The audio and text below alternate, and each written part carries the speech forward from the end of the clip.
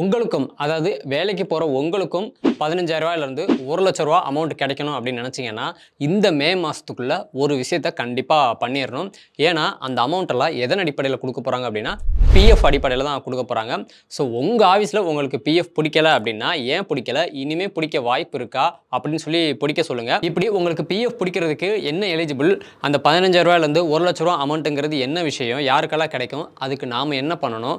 இப்படி பிஎஃப்ல என்னென்ன சேஞ்சஸ்லாம் கொண்டு வந்திருக்காங்க அப்படிங்கிறத ஒவ்வொன்றா பார்த்துடலாம். யாருக்கெல்லாம் பிஎஃப் பிடிப்பாங்க அப்படின்னா, ஒரு ஆஃபீஸில் 20 இல்லை 20க்கு மேலே ஒர்க் பண்ணுறாங்க அப்படின்னா அவங்களுக்கு அங்கே பிஎஃப் பிடிப்பாங்க. அதே மாதிரி சம்பளம் பார்த்தீங்கன்னா மாதம் ரூ. 6,500லேருந்து 15,000 அவங்களுக்கு பிஎஃப் பிடிப்பாங்க. இந்த பிஎஃப் நம்ம சேலரியில் பேசிக் பேன்னு ஒன்று சொல்லுவாங்க. அதுலேருந்து 12% நம்ம சம்பளத்துலேருந்து பிடிப்பாங்க. அதே 12% எம்ப்ளாயர் அந்த கம்பெனி போடுவாங்க. இப்போ அந்த எம்ப்ளாயர் போடக்கூடிய அந்த கம்பெனி போடக்கூடிய அந்த 12% பிஎஃப்ங்கிறது 2 விதமாக பிரியும்.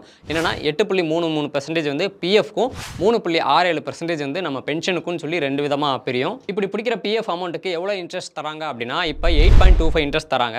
இப்போ நம்ம ஆஃபீஸில் நமக்குன்னு சொல்லி பிஎஃப் ஓப்பன் பண்ணதுக்கப்புறம் நமக்குன்னு ஒரு யூஏஎன் நம்பர் அலாட் பண்ணிடுவாங்க.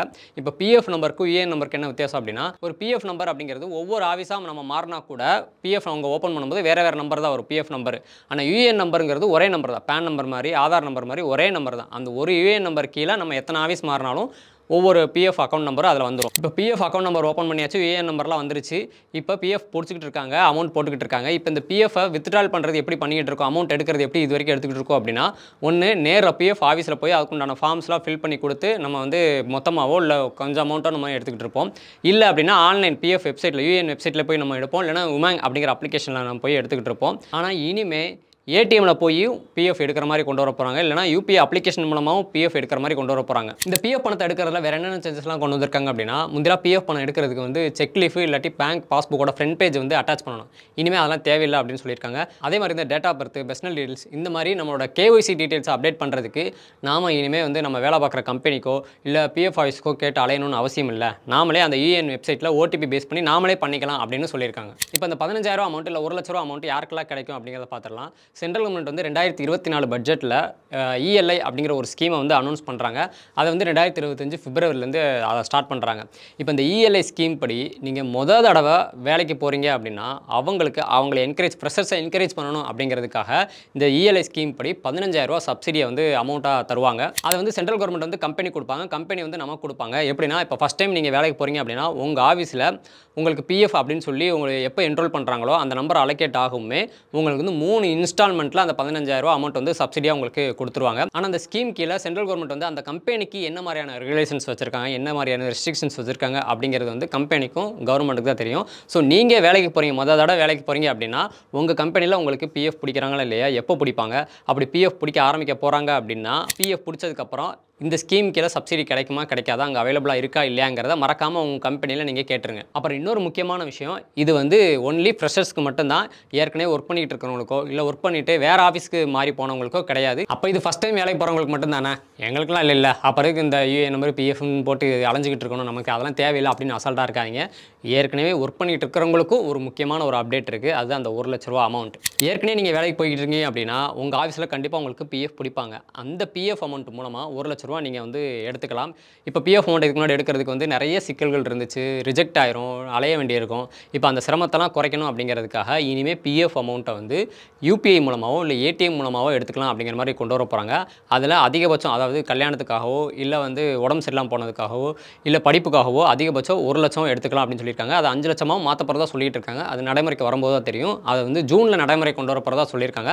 அது நடைமுறைக்கு வரும்போது எப்படி அந்த அமௌண்ட்டை எடுக்கிறது, யூபிஐ மூலமாகவோ இல்லை ஏடிஎம் மூலமாகவோ எப்படி எடுக்கிறது அப்படிங்கிறத லைவாகவே நாங்கள் ஒரு வீடியோ போடுறோம். ஃபஸ்ட் டைம் வேலைக்கு போகிறவங்க இஎல்ஐ ஸ்கீம் கீழே 15,000 எடுக்கணும்னாலும் சரி, இல்லை ஏற்கனவே வேலைக்கு போய்கிட்டு இருக்கிறவங்க தங்களோட பிஎஃப் அமௌண்ட்டில் ரூ. 1,00,000 எடுக்கணும்னாலும் சரி, இந்த மே மாதத்துக்குள்ளே யூஏஎன் நம்பரை ஆக்டிவேட் பண்ணிடணும்.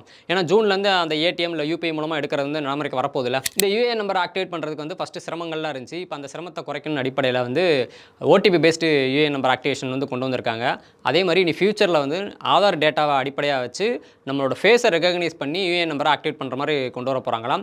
இப்போ இந்த யூஏஎன் நம்பரை எப்படி ஆக்டிவேட் பண்ணுறது அப்படிங்கிறது ஈஸியாக பார்த்துடலாம். யூஏஎன் வெப்சைட்டில் போய் இங்கே யூஏஎன் ஆக்டிவேஷன் அப்படின்னு சொல்லி கீழே ஒரு ஆப்ஷன் இருக்கும். அதை கிளிக் பண்ணி உள்ளே போனோம் அப்படின்னா நம்மளோட பேர், ஃபோன் நம்பரு, டேட் ஆஃப் பர்த்னு இங்கே கேட்டிருக்கிற டீட்டெயில்ஸ்லாம் நம்ம கொடுத்தோம்னா ஓடிபி கேட்கும். அந்த ஓடிபி நம்ம கொடுத்துட்டோம் அப்படின்னா யூஏஎன் நம்பர் வந்து ஈஸியாக ஆக்டிவேட் ஆயிரும். இது வந்து ஓடிபி பேஸ்ட் வச்சுருக்காங்க. ஃபியூச்சரில் இது வந்து ஆதார் பேஸ்டு ஃபேஸ் ஆத்தென்டிகேஷனாக மாற்ற போகிறோம்னு சொல்லியிருக்காங்க. கவர்மெண்ட் என்ன தான் பண்ணாலும் இன்னும் பிஎஃப் அமௌண்ட் எடுக்கிறதுல நிறைய சிக்கல்கள் இருக்குது, அடிக்கடி ரிஜெக்ட் ஆகுதுங்க அப்படின்னு நீங்கள் நினைக்கலாம். இந்த மாதிரி பிஎஃப் சம்மந்தமாக, அதாவது டேட் ஆஃப் ஜாயினிங் வந்து அப்டேட் பண்ணியிருக்க மாட்டாங்க, இல்லை டேட் ஆஃப் ரிலீவிங் வந்து அப்டேட் ஆயிருக்காது, இல்லை கேஒய்சி டீட்டெயில்ஸு, பேங்க் அக்கௌண்ட், ஆதார்னு சொல்லி ஏதாவது ஒரு பிரச்சனை இருக்கும், அதனால் ரிஜெக்ட் ஆயிருக்கும்.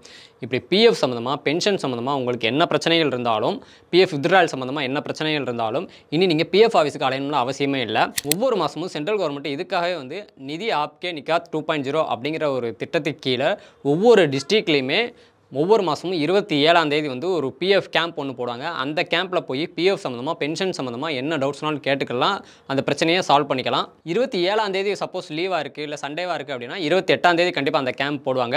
இந்த கேம்ப் வந்து உங்கள் மாவட்டத்தில் எந்த லொக்கேஷனில் நடக்குது அப்படிங்கிற டீட்டெயில்ஸை ஈஸியாக தெரிஞ்சுக்கலாம்.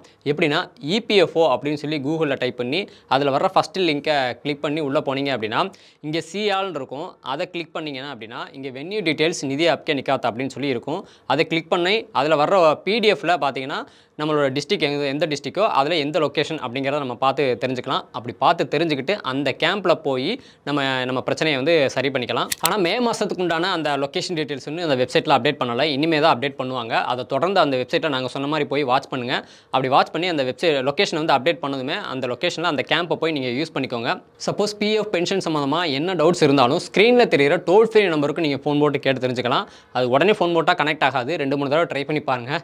அந்த நிலமையில தான் அது இருக்குது. பிஎஃப் சம்மந்தமாக இது வரைக்கும் நம்ம நாட்டு நடப்பு சேனலில் நிறைய நம்ம வீடியோ அவேர்னஸ் கொடுத்துட்டோம். இன்னும் இஎஸ்ஐ சம்மந்தமாக நம்ம பெருசாக எந்த அவேர்னஸும் கொடுக்கல. ஸோ இஎஸ்ஐ சம்மந்தமாக நாங்கள் நிறைய டீட்டெயில்ஸ் போடலான்னு நினைக்கிறோம். ஸோ இஎஸ்ஐ சம்மந்தமாக நீங்கள் தெரிஞ்சுக்கணும் அப்படின்னு நினச்சிங்கன்னா கமெண்ட்டில் மறக்காம நாட்டு நடப்பு அப்படின்னு சொல்லி டைப் பண்ணிடுங்க. என் புருஷன் நெஞ்சு வலியால செத்துட்டாரு.